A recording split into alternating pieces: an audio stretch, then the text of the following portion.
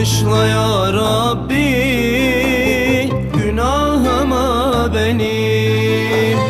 Başka kime gideyim, affeden sensin.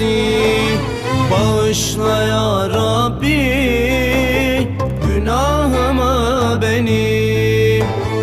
Başka kime gideyim, affeden sensin.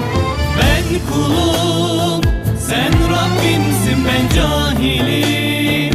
Sen alimsin, ben acizim. Sen azimsin, bağışla ya Rabbi. Ben kulum, sen Rabbimsin, ben cahilim. Sen alimsin, ben acizim. Sen azimsin, bağışla ya Rabbi.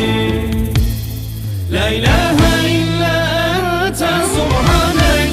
La ilahe illa ente subhanek.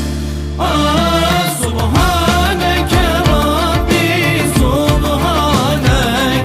Subhaneke ma azama şanek.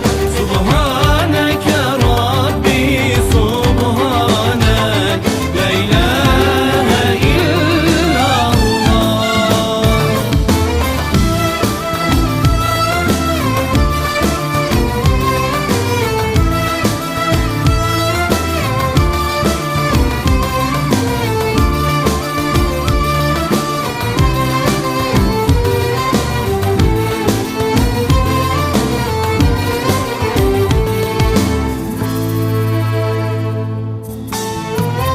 Kıyamet gününde bağışla ya Rabbi.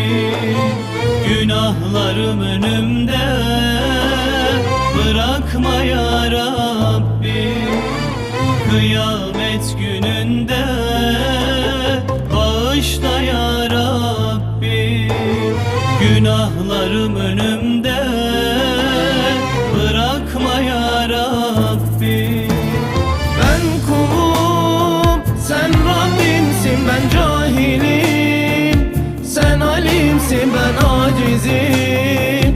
Sen azimsin, bağışla ya Rabbi. Ben kulum, sen Rabbimsin, ben cahilim. Sen alimsin, ben